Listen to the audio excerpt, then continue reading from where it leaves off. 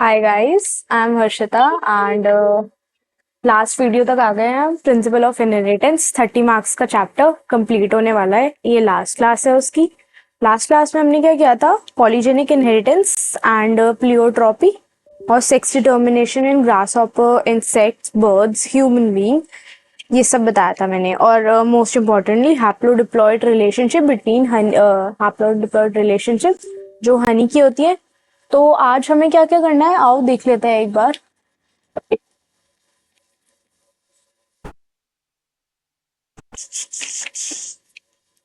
आज हमें स्टार्ट करना है यहाँ से, दैट इज म्यूटेशन पढ़ने हैं। Changes in your DNA, alteration, point shift mutations. ठीक है, उसके बाद हमें जेनेटिक डिसऑर्डर्स करने हैं। पूरा पेडिग्री एनालिसिस समझेंगे आज। और मेंडेलियन डिसऑर्डर्स कितने हैं इसमें? 1 2 3 4 4 हैं। और क्रोमोसोमल डिसऑर्डर्स करेंगे। ठीक है, तो आज ये पूरा चैप्टर ना कंप्लीट कर देंगे हम लोग। ठीक है, ज्यादा लंबा नहीं है, बस थोड़ा सा याद करने वाला है। लाइक डिसऑर्डर्स में किस में क्या होता है, कौन सा सेक्स लिंक्ड होता है, कौन सा डोमिनेंट है, कौन सा रिसेसिव है। ठीक है, सब हो जाएगा। पहले मैं एक बार रिवीजन करा देती हूँ पूरे उसका कि लास्ट क्लास में क्या पढ़ा था। उसके बाद आज की क्लास स्टार्ट करते हैं। ठीक है, तो दीज आर द नोट्स, ये कल के और आज के क्या क्या करना है। ठीक है, स्टार्ट करते हैं। Principle of inheritance. Last class में क्या क्या किया था हमने? स्टार्ट करा था हमने पॉलीजेनिक इनहेरिटेंस से। ठीक है, एक सेकेंड।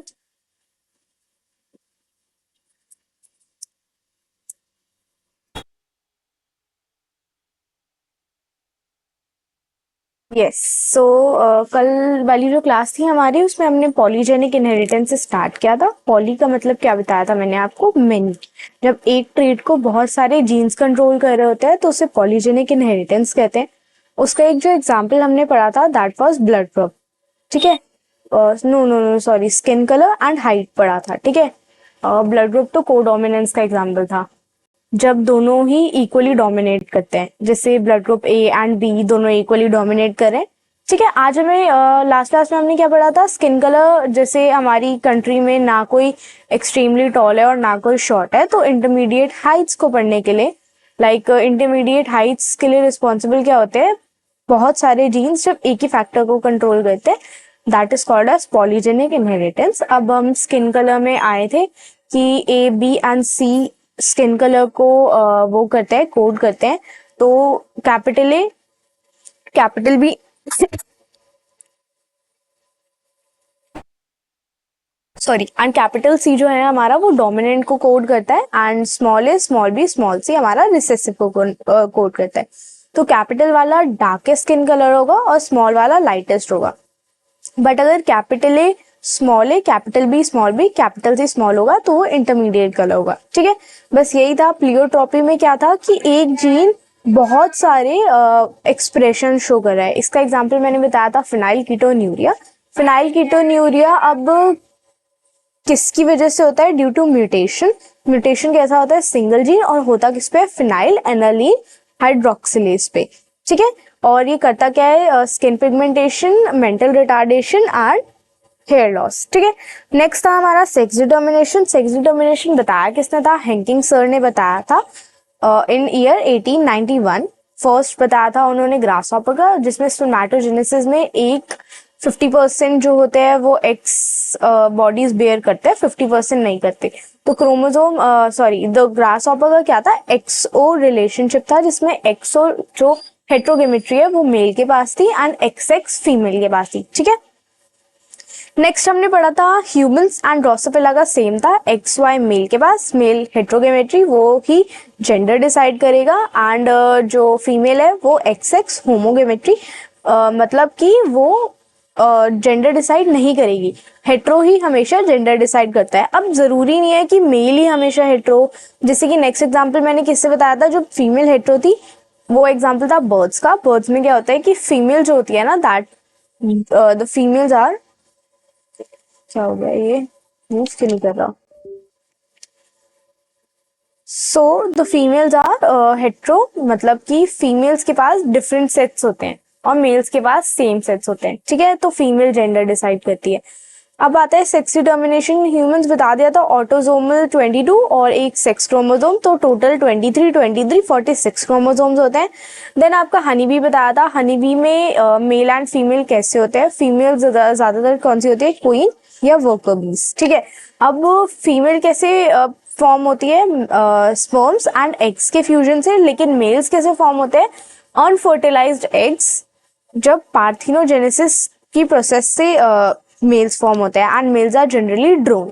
अब मेल्स जो होते हैं वो हेप्लॉइड होते हैं क्योंकि they are just form by unfertilised eggs. मतलब एग में कितने क्रोमोसोम है, 16, और फीमेल में कितने हो गए, 32, ठीक है। That's why they are known as haplodiploid relationship.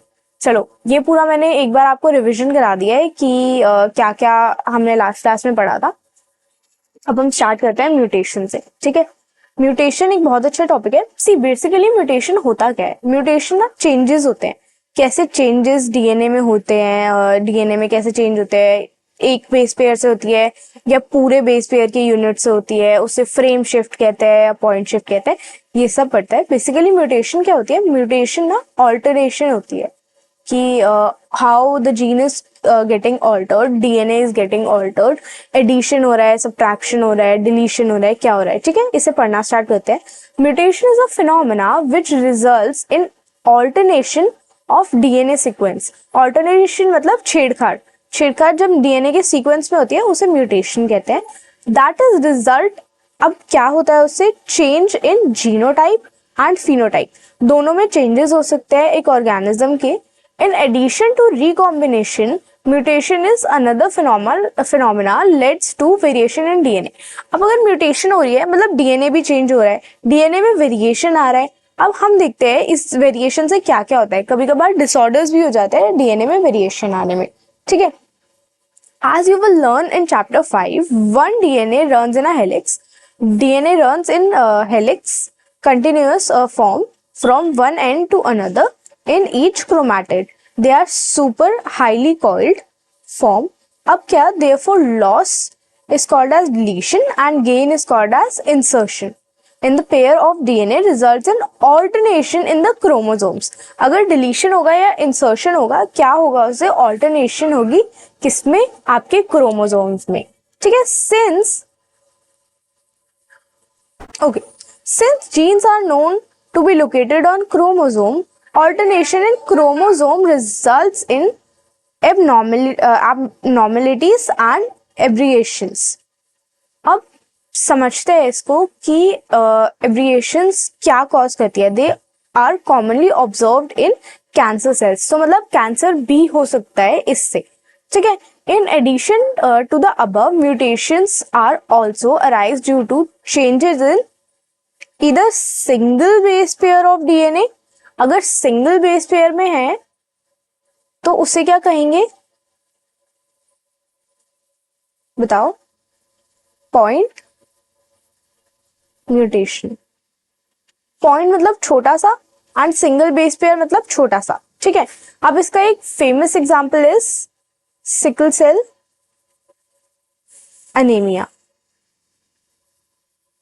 ये सब हम आगे पढ़ेंगे कि किससे कौन से होते हैं और सिकल सेल एनीमिया में क्या होता है। अब देखते हैं यहाँ पर, अगर डिलीशन और इंसर्शन हो पूरे बेस पेयर का, इसमें क्या था, single base pair of DNA, but इसमें कंप्लीट बेस पेयर है, तो आपका इसको क्या कहेंगे हम, फ्रेम शिफ्ट म्यूटेशन, ठीक है। चलो, as we move ahead, the mechanism of mutation is beyond the scope of discussion at this level. However, there are many, अब कुछ केमिकल एंड फिजिकल फैक्टर्स भी हो सकते हैं जो म्यूटेशन कॉज करे, एंड उन फैक्टर्स को क्या कहते हैं, mutagens. Mutagens are the factors that are responsible for mutation. See mutation, mutagen, याद रहेगा ये। UV radiations can also cause mutation in organism. कभी कभार यूवी रेज भी म्यूटेशन कॉज कर सकती है, can cause mutation in organism, therefore it is a mutagen. तो यूवी रेज भी हमारी म्यूटेजन कहलाती है, ठीक है। अब हम ओके, तो अब हम आगे चलते हैं। अब हमें क्या पढ़ना है, डिसऑर्डर्स पढ़ने हैं। अब डिसऑर्डर्स कैसे पढ़ेंगे वो इस पैराग्राफ में देखते हैं। पहले तो पेडिग्री एनालिसिस। अब डिसऑर्डर्स पढ़ तो ले हम, बट हमें पता कैसे चलेगा कि डिसऑर्डर्स है, मतलब पता नहीं चलेगा तो ठीक नहीं हो पाएंगे। तो बेसिकली क्या होता है कि ना, अर्लियर जब सोसाइटीज में कोई डिजीज होती थी ना, तो ये कहते थे कि दैट इज हेरिडिटी। मतलब हेरिडिटी का क्या मतलब होता है, inherited by your family members. Like बहुत सारी जनरेशन्स में कैसे ये डिजीज आ रही है, इसको पढ़ने के लिए हमने कैसे पढ़ा है, इसको पेडिग्री एनालिसिस किया, जिसमें हम बहुत सारी जनरेशन्स पढ़ सकते हैं। जब इतनी सारी जनरेशन्स पढ़ेंगे तभी तो हमें पता चलेगा ना कि कैसे डिजीज हुई है एंड उसका क्योर कैसे हो सकता है। ठीक है, तो पढ़ते हैं। उसी के लिए ना हम पेडिग्री एनालिसिस करते हैं, पेडिग्री चार्ट बनाते हैं। अब ये पढ़ना स्टार्ट करते हैं। ठीक है, the idea that disorders are inherited has been prevailing in human society since long. ठीक है, this was based on heredity of certain characteristics featured in family. बताया ये मैंने आपको अभी। After the rediscovery of Mendel's work, the practice of analyzing inheritance patterns of trait in human being began. Mendel ने जब काम किया तो एनालिसिस स्टार्ट होने लग गई कि कैसे कैसे होता है एंड कैसे कैसे हेरिडिटी से हम ये पता लगा सकते हैं। सिंस इट इज एविक्टेड that control cross performed by pea plant on some other organism. अब ऐसा तो नहीं कर सकते ना कि जो पी प्लांट में क्रॉस बनाया वही ह्यूमंस में बना ले, ये पॉसिबल नहीं है। तो अब इन्होंने क्या किया, this is not possible in the case of human being. Study of family history about inheritance of a particular trait. Family history study करनी स्टार्ट करी for a particular trait provides an alternative. Such analysis of traits in several generations, सिर्फ एक generation में नहीं, बहुत सारी generation में कि कैसे कैरीड आउट करी है of a family, it is called as pedigree analysis. ठीक है, in pedigree analysis the inheritance of a particular trait is represented in family tree over generation. ठीक है, अभी कैसे है ये देखते हैं। In human genetics pedigree study provides a strong tool which is utilized to trace the inheritance of specific trait abnormality or diseases. Some of the important standard symbols used by pedigree analysis are shown in figure 4.13. As you have studied in this chapter, each and every feature in an organism are controlled by, बताओ, all the features, traits, characters are controlled by genes. Genes are present on DNA, located on the DNA that are present on chromosomes. ठीक है, DNA is the carrier of genetic information. अब क्या होता है कि it is hence transmitted एक generation से दूसरी जनरेशन तक विदाउट एनी चेंजेस ये कैरीड आउट होती है। हाउएवर अगर चेंजेस हो जाते हैं, लाइक चेंजेस और alternation do take place occasionally, like कभी कभी होते हैं, हमेशा चेंजेस नहीं होते। जनरली क्या होता है कि ना विदाउट चेंजेस ही आगे प्रोसीड करते हैं। अब क्या होता है, अब ऐसा हो गया तो जेनेटिक मेकअप डिस्टर्ब हो गया। This is refer to, disturb means change हो गया, चेंज इन जेनेटिक मेकअप।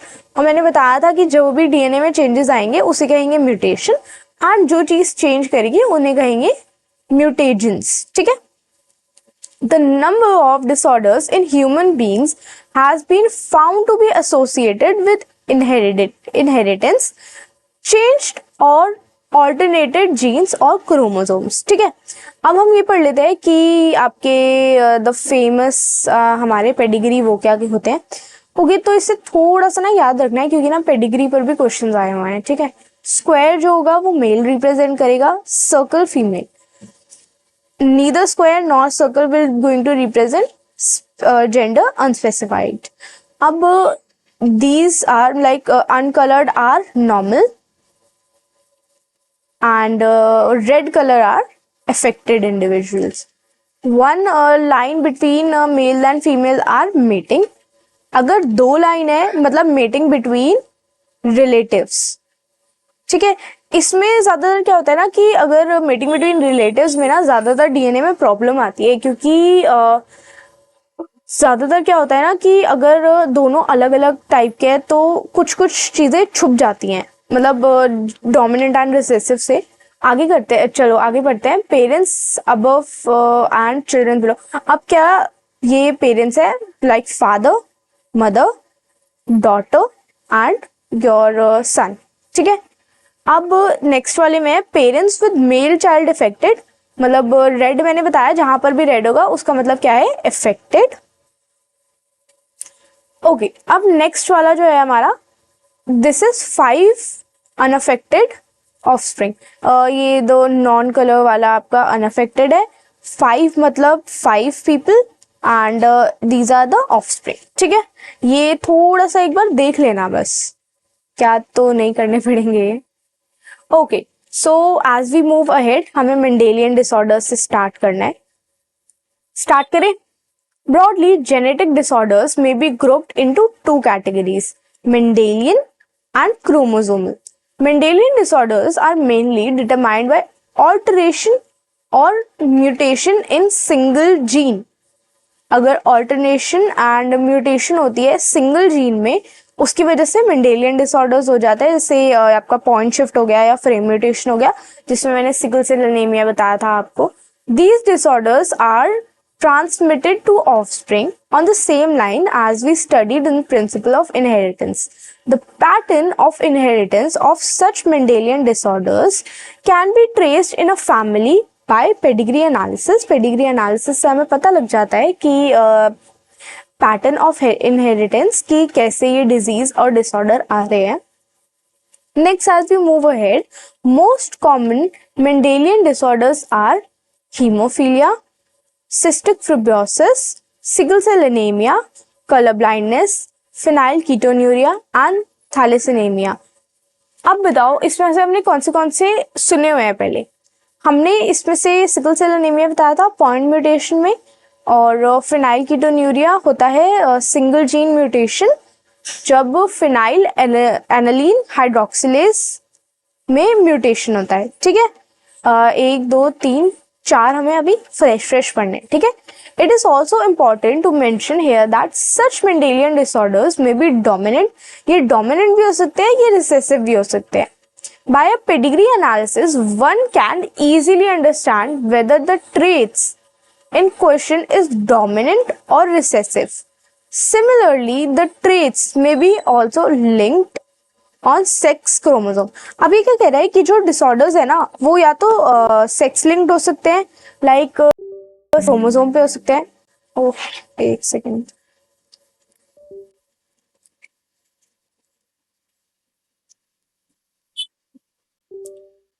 या फिर वो डोमिनेंट एंड रिसेसिव भी हो सकते हैं। तो सिमिलरली ये हमने पढ़ लिया। अब क्या सेक्स लिंक वाला जो हमें सेक्स क्रोमोसोम पे जो होता है, ओ एक से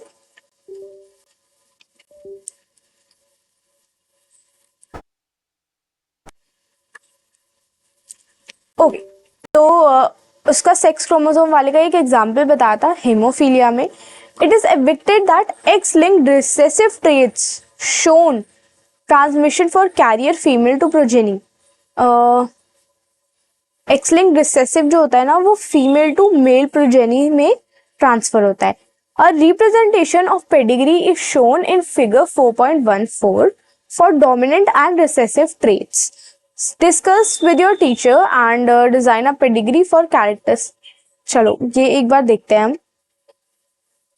ये जो दिया हुआ है ना, फर्स्ट दिया हुआ है ऑटोसोमल डोमिनेंट, उसका एग्जाम्पल है आपका मायोटॉनिक dystrophy.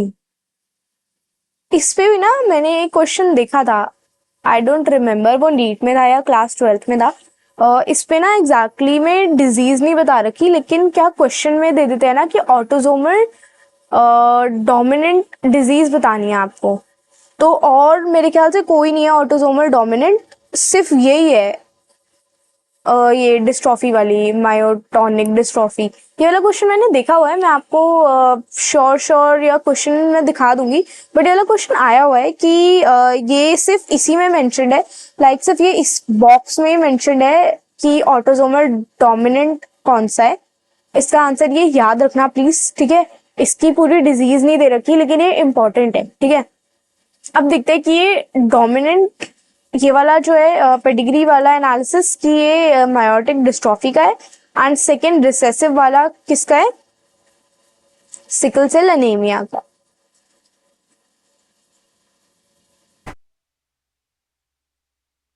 Okay, so as we move ahead colour blindness से स्टार्ट करते हैं। First disorder of Mendel is, sorry wait second,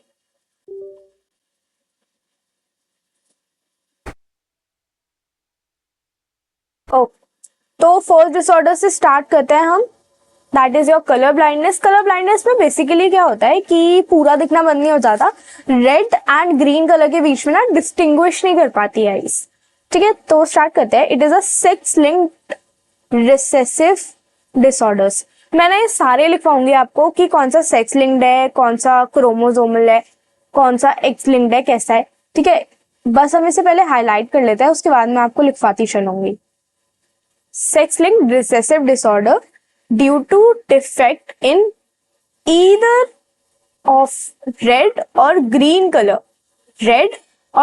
color cones of eyesight result in failure of discrimination between red and green color। इसमें क्या होता है, basically eyes में ना cons होते हैं हमारे जो डिस्टिंग्विश करते हैं कौन सा कलर कौन सा है। तो अब इधर रेड या ग्रीन में हो जाएगा ना अगर वो प्रॉब्लम, तो इन दोनों कलर्स के बीच में ना डिस्टिंग्विश नहीं कर पाता पर्सन कि कौन सा कलर रेड है और कौन सा कलर ग्रीन है, ठीक है। This defect is due to mutation in certain genes. अब क्यों होता है ये, सर्टेन जीन्स में म्यूटेशन होती है, और कौन से जीन्स में होती है, which are present in the X chromosome. X chromosome में म्यूटेशन होती है, that's why they are known as sex linked disorders, ठीक है। See, mutation present in X chromosome.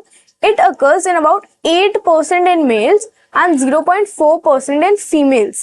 This is also important कि सिर्फ 8% मेल्स में होती है एंड 0.4% फीमेल में होती है। मतलब मेल्स में जो प्रोबेबिलिटी ऑफ कलर ब्लाइंडनेस है वो ज्यादा हाई है दैन फीमेल्स। अब ऐसा क्यों होता है, बिकॉज सी जनरली क्या होता है, अगर हम क्रोमोसोम देखें तो ये फादर के क्रोमोसोम होता है और ये मदर के क्रोमोसोम होता है। अगर मदर के किसी क्रोमोसोम पर आपका ये है डिसऑर्डर है, लाइक म्यूटेशन हुई है मदर के किसी क्रोमोसोम में, तो पॉसिबिलिटी फीमेल चाइल्ड की ना ज्यादा है कि फीमेल चाइल्ड को ज्यादा ये डिजीज, सॉरी मेल चाइल्ड की ज्यादा है कि मेल चाइल्ड को ज्यादा ये वो हो, what you say that disease हो कलर ब्लाइंडनेस की, ठीक है। This is because the genes led to red green colour blindness on the X chromosome. Males have only one X chromosome and female have two. जब mail के पास तो एक ही X chromosome है ना, बट फीमेल के पास दो है, that's why probability of mother, the probabilities of daughters are low. The son of the woman who carries the genes are 50%. अगर बच्चे को वो इसमें क्या होता है ना कि जो मदर होती है ना वो कैरियर होती है, ज्यादातर वो अफेक्टेड नहीं होती until and unless वो एक कलर ब्लाइंड मेल से शादी नहीं करती। मैं आपको ना पूरा अच्छे से समझाती हूँ कि क्या होता है। ये नॉर्मल फादर है और ये इफेक्टेड मदर है, ठीक है। तो ये इफेक्टेड मतलब कैरियर है, तो इसकी डॉटर जो होगी ना वो कैरियर होगी बट वो इफेक्टेड नहीं होगी। उसका सन जो होगा वो इफेक्टेड होगा। अब सन इफेक्टेड होगा और डॉटर कैरियर होगी, ऐसा क्यों? बिकॉज मम्मा के तो सिर्फ एक ही क्रोमोसोम पे आपका वो है ना इफेक्टेड जीन लगा हुआ है, और मम्मा के पास दो सेम क्रोमोसोम है, दैट्स वाई फीमेल जो होगी ना उसके सिर्फ एक ही एक्स पे जाएगा and that's why the mother will be carrier. And son के पास सिर्फ एक ही एक्स क्रोमोसोम है, इसलिए सन इफेक्टेड होगा। अब फीमेल कब इफेक्टिव होगी, मतलब फीमेल में आपका डॉटर कब इफेक्टिव होगी, जब एक अफेक्टेड मदर, अफेक्टेड नहीं कैरियर मदर, एक कलर ब्लाइंड मेल से शादी कर ले।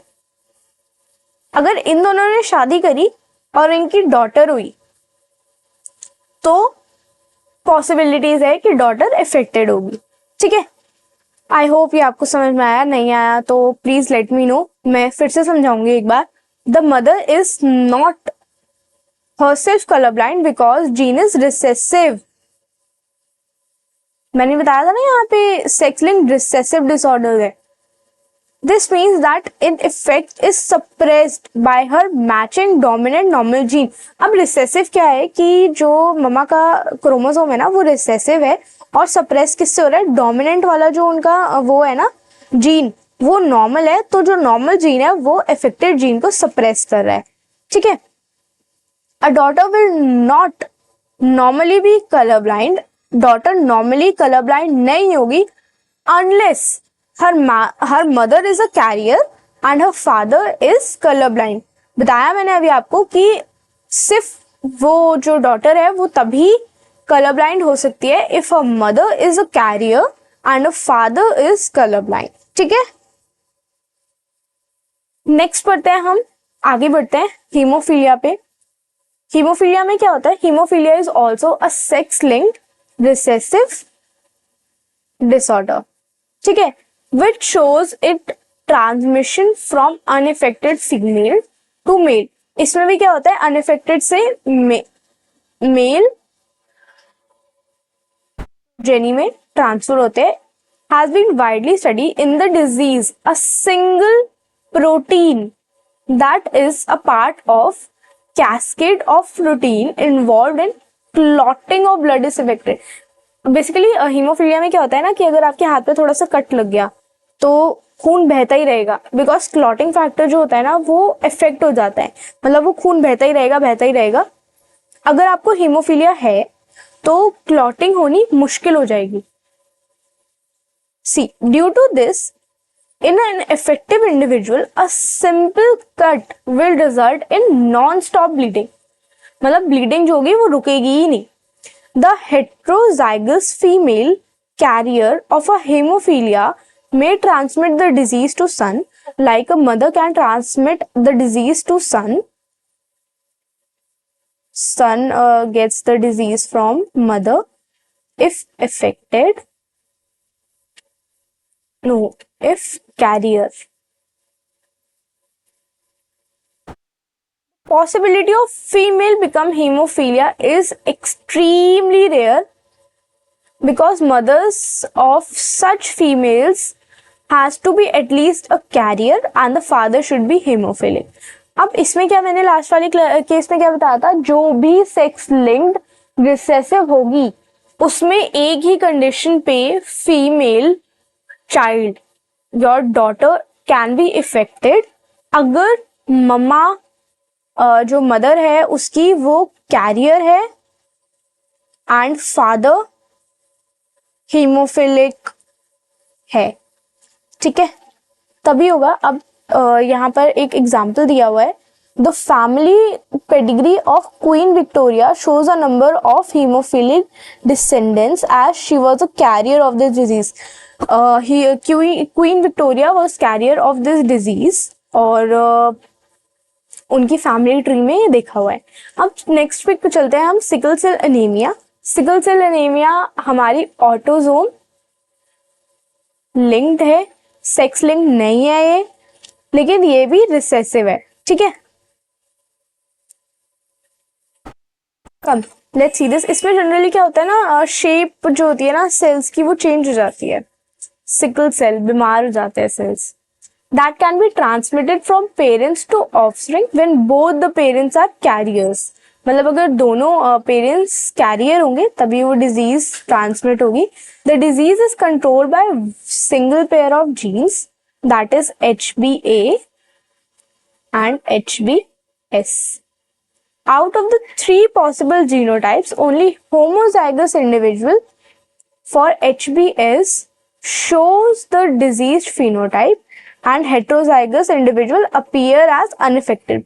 अगर this HbS and HbS ये वाला जो पर्सन है दैट इज affected, लाइक उसको सिकल सेल एनीमिया हो जाएगा. बट अगर ये आपका हेट्रो वाली सिचुएशन है तो द पर्सन इज अनइफेक्टेड. ठीक है, but they are carrier of this disease, मतलब कैरियर है 50% probability of transmission of mutant gene to progeny. ठीक है, अब इसमें the effect is caused bye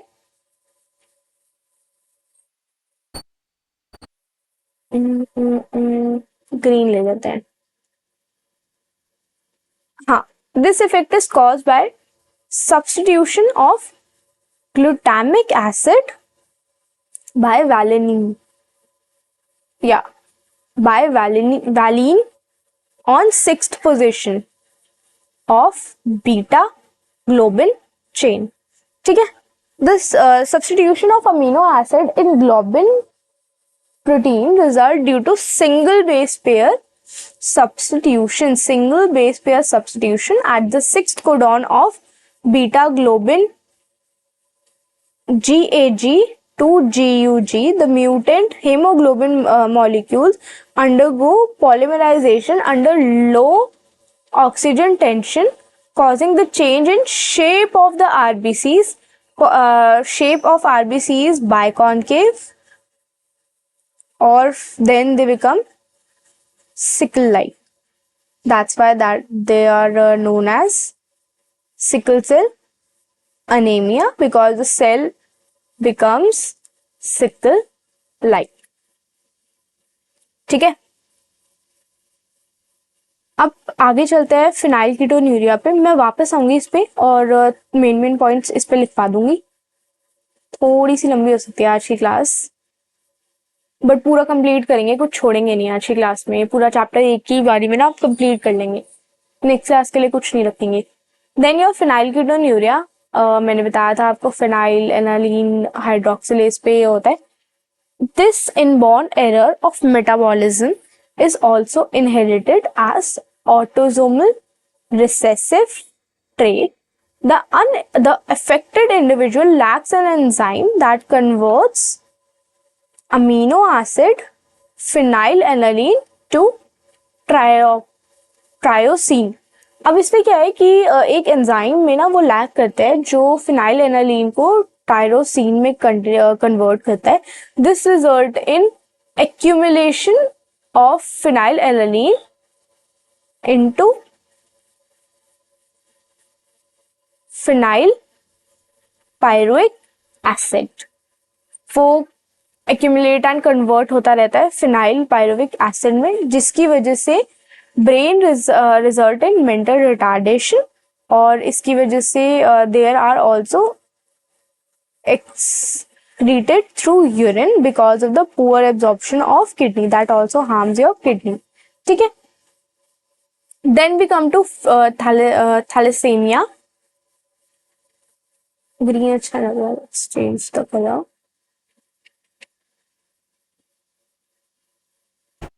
Okay.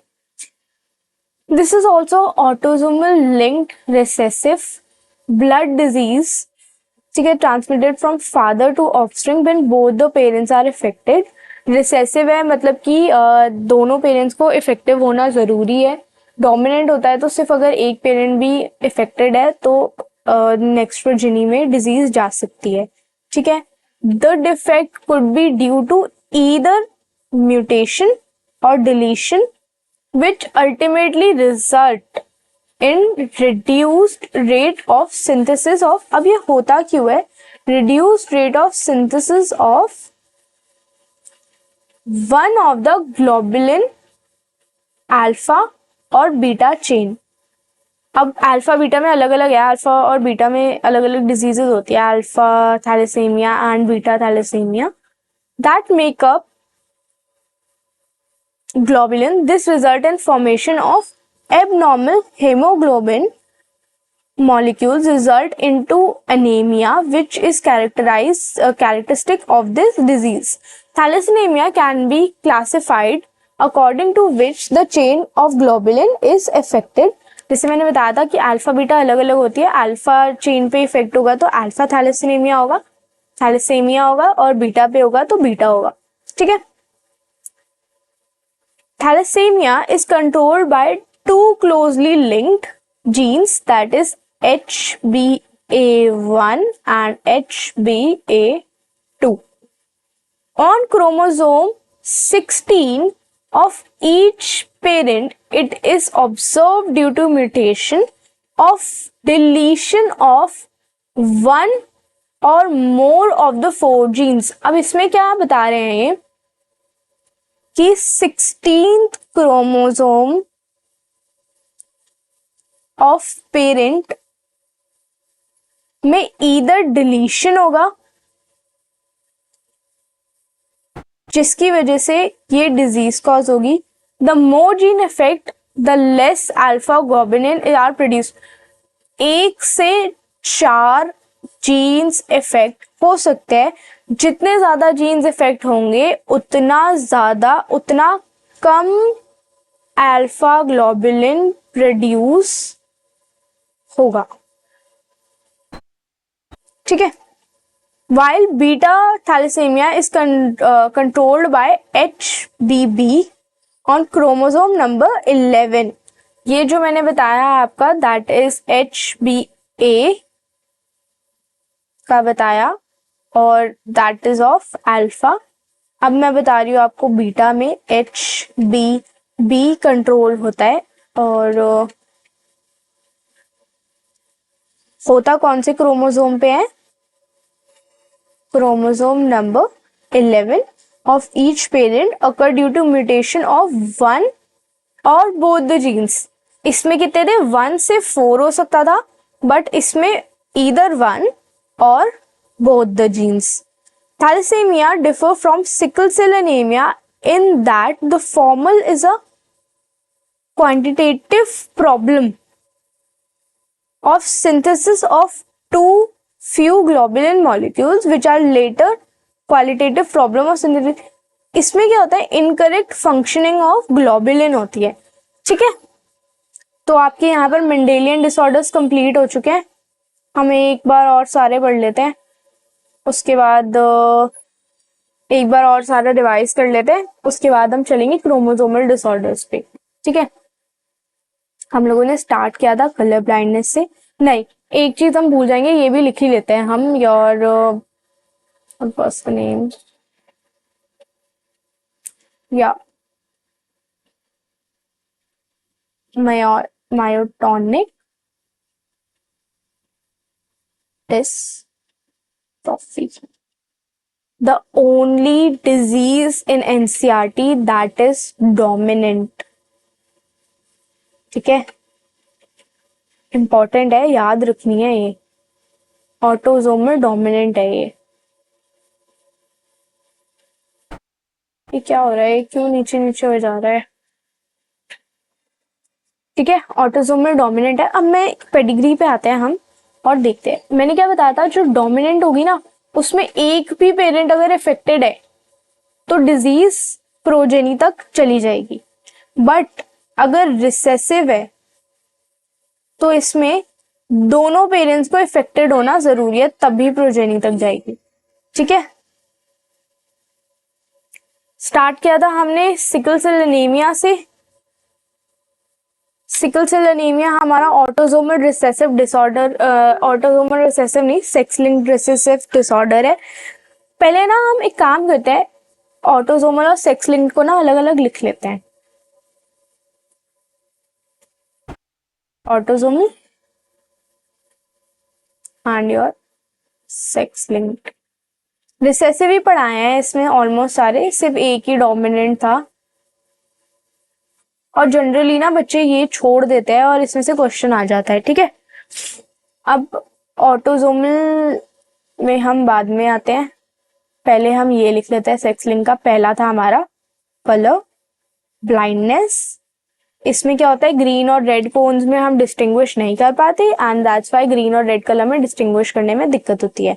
Recessive है मतलब दोनों पेरेंट्स में होना जरूरी है, अब मेल को तो हो जाएगी because mother is the carrier and that's why male को हो जाएगी, तो मेल को 8% होती है और फीमेल को 0.4% होती है। क्योंकि फीमेल को क्यों नहीं होगी, बिकॉज फीमेल के लिए दोनों को इफेक्टेड होना जरूरी है। तो मदर को या तो कैरियर होना जरूरी है एंड फादर को कलर ब्लाइंड होना जरूरी है, ठीक है। देन आ गया हमारा हीमोफीलिया। हीमोफीलिया में क्या बताया था मैंने कि अगर एक स्मॉल सा भी कट लग जाएगा तो अनस्टॉप नॉन स्टॉप ब्लीडिंग होगी। और ये होता क्यों है, because your single protein gets disturbed. इसमें फीमेल को होना तो बहुत ही ज्यादा रेयर है, बिकॉज सेम रीजन ये भी सेक्स लिंक्ड रिसेसिव है। तो सेकंड हम लिख लेते हैं यहाँ पे हेमोफीलिया। मेल को ही होगी ज्यादातर, इसका एग्जाम्पल दिया हुआ था क्वीन विक्टोरिया, ठीक है।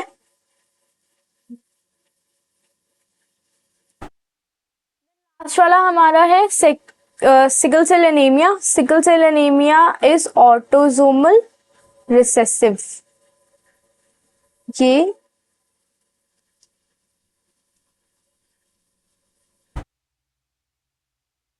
इसमें क्या डिजीज बताई थी हमें कि ओके HbA और HbS था। HbA और HbS होगा तो योर कैरियर होगा। HbS जो होगा हमारा इफेक्टिव होगा। HbS नॉर्मल होगा, ठीक है। अब इसमें क्या होता था कि जो आपका ग्लूटामिक एसिड है उसको रिलीन से सब्स्टिट्यूशन ऑफ रिप्लेस कर दिया गया है and on the six position of beta globin chain, ठीक है। सिंगल बेस पेयर म्यूटेशन है ये, GAG से GU हो जाता है, ओके। और अब इसमें होता क्या है, द मेन कैरेक्टरिस्टिक जो इसकी है कि RBC का ना शेप चेंज हो जाता है, बाय कॉन्केव से it changes to sickle shaped. That's why they are known as sickle cell anemia. Okay. Next ये हमारी फिनाइलकीटोन्यूरिया। ये तो याद हो जाना चाहिए, मैंने बहुत बार बता दिया है। क्यों होता है ये, फिनाइल एनालीन को थायरॉक्सिन में कन्वर्ट करना होता है, बट ऐसा नहीं होता।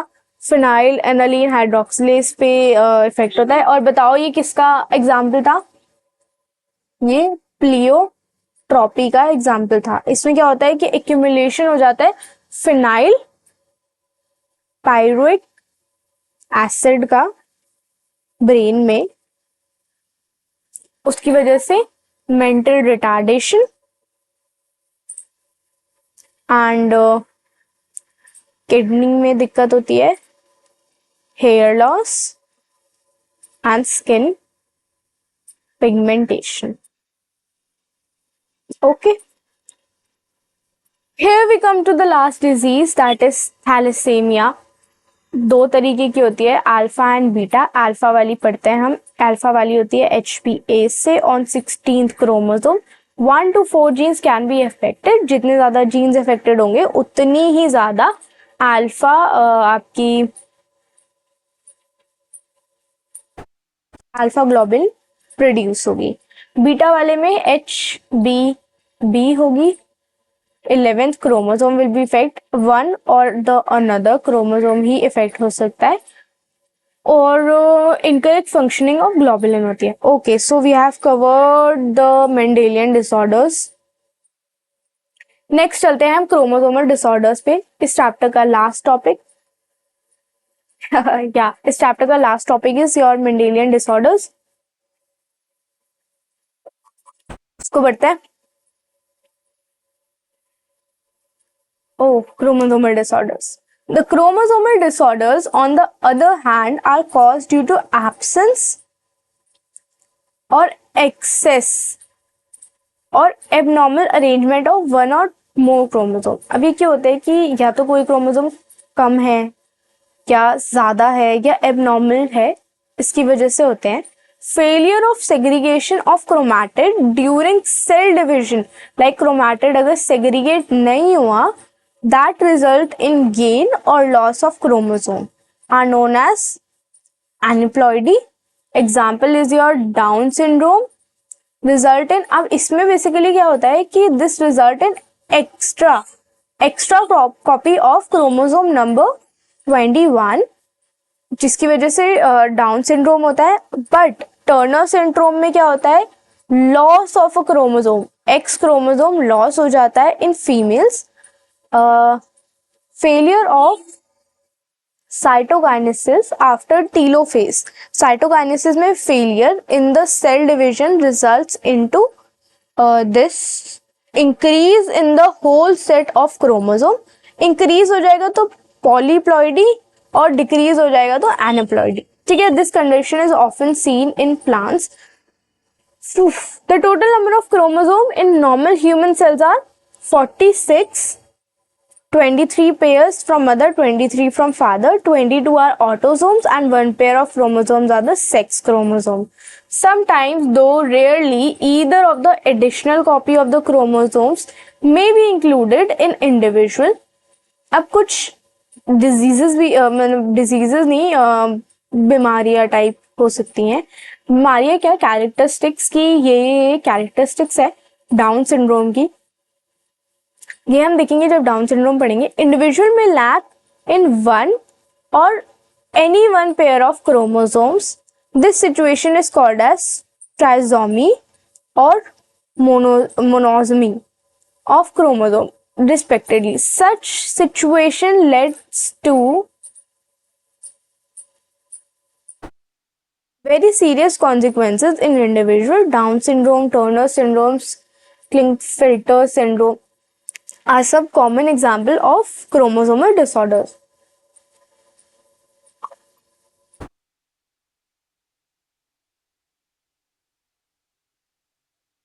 अगर एडिशनल पेयर है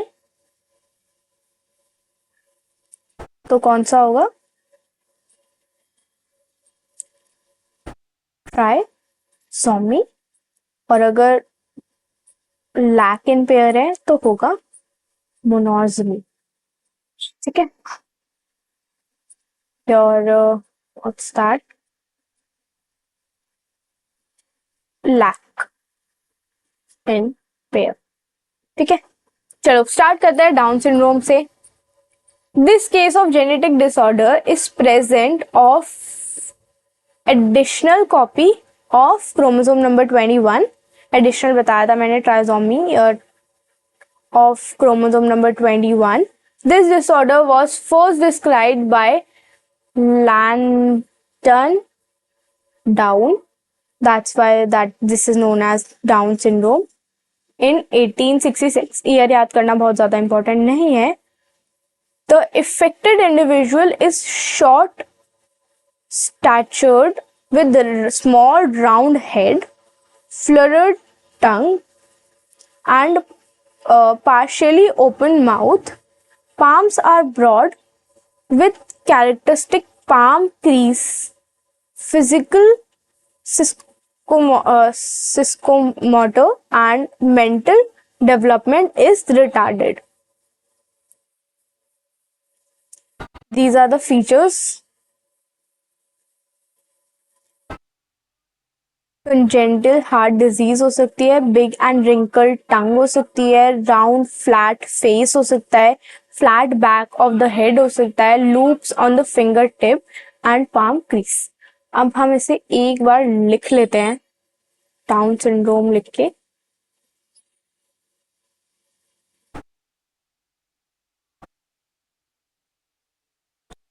What are the features? पहला क्या है, addition of copy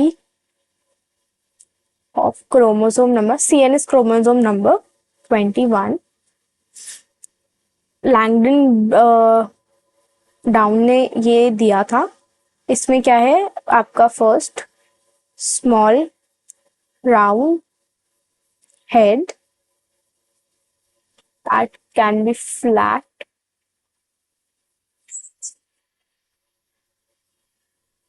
tongue, palm, crease, mentally retarded। ये ना याद रखना है कि कौन सी डिजीज का कौन सा सिम्टम है, ठीक है।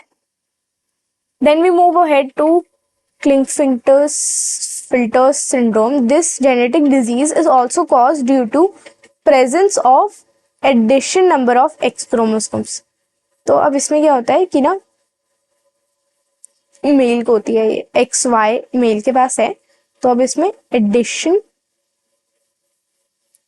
ऑफ X क्रोमोसोम हो जाएगा, तो क्या रिजल्ट करेगा XXY हो जाएगा, ठीक है, resulting in karyotype of 46 chromosomes होते हैं ना हमारे, तो +1 क्रोमोसोम इज योर X, तो टोटल क्रोमोसोम हो जाते हैं 47। Such individuals are overall masculine development, however the feminine development of breast are also expressed, such individuals are sterile। Basically क्या होता है कि मैस्कुलिन डेवलपमेंट तो पूरी होती है, बट थोड़ी थोड़ी फेमिनिन डेवलपमेंट भी होने लग जाती है इसमें। फेमिनिन में जनरली डेवलपमेंट ऑफ ब्रेस्ट, ठीक है। क्रोमोसोम XXY हो जाते हैं 47। इस डिजीज के बारे में बस इतना बताया हुआ है, additional pair. Then here's the last disease of this chapter, Turner syndrome. इसमें क्या होता है कि जस्ट अपोजिट ऑफ क्लिंगफिल्टर्स, इसमें एक क्रोमोसोम एब्सेंट हो जाता है, तो XO हो जाता है, रिजल्टिंग इन 45 क्रोमोसोम्स। सी,